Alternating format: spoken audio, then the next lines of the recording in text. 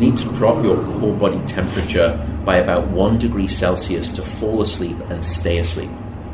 And it's the reason that you'll always find it easier That's everyone. That's everyone. Yeah. Yeah. And it's the reason you'll always find it easier to fall asleep in a room that's too cold than too hot, because too cold is taking you in the right temperature direction. So your body needs to be cool and colder than it normally is at night for good sleep.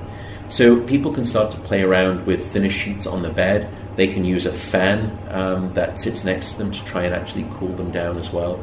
And so I think one of the wonderful gifts that's been given to me over the past 2 years with the book coming out and doing a lot of public work is that you hear a lot from the public.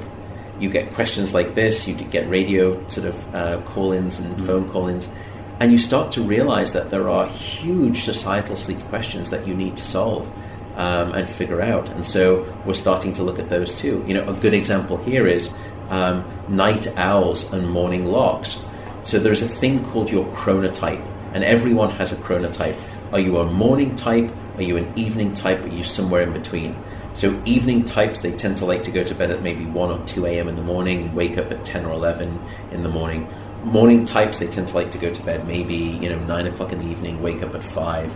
And then most of us, or a third of the rest of the population, is somewhere in between that. Now, what are the consequences? Because society is pushed into favoring morning types. The early bird catches the worm. We reinforce people who are early into work in the morning. We think they're hard workers.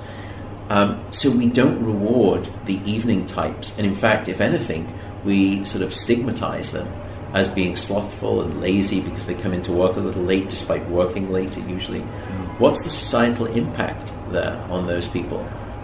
Are the evening types more resilient to sleep deprivation, for example? Because they like to sort of, they can stay awake for longer into the evening. Should the evening types be more of the types that we see working in emergency rooms or doctors or pilots? Or are morning types who like to go to bed very early, do they suffer far more from those types of jobs that require them from working into the night? Now, we would never have thought about answering those types of fundamental questions if I hadn't been out speaking to people about these things.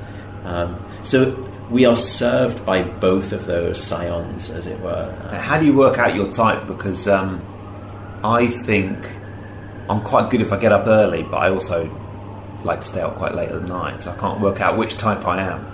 So if you were to go onto a desert island and it's just you, no commitments whatsoever, you don't have to wake up for anything, for anybody, what time do you think you would typically drift to then going to bed and wake up?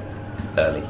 So you think you would be going to bed a little bit earlier than you typically do? Yeah, definitely, yeah. So then that's a great way for people to sort of figure out their chronotype. Yeah. Just say, if I was devoid of all of the responsibilities and all of the vagaries of sort of modern society, my work schedule and sort of my family life, and what would be my natural tendency? And most people typically know it. Now, if you want, you can go online and you can do something called the Morningness Eveningness Questionnaire, or the MEQ. If you want to really be, maniacal, you can do that. You can figure out precisely what type you are. Are you a morning type, somewhere in between, or an evening type? But that's the best way that I can sort of suggest people figure out that question. The other question that typically comes up in that regard is, how do I know if I'm getting enough sleep? And the answer, probably one of them, is if you're setting an alarm to wake up and the alarm didn't go off, would you keep sleeping? And if the answer is yes, you're not getting enough sleep.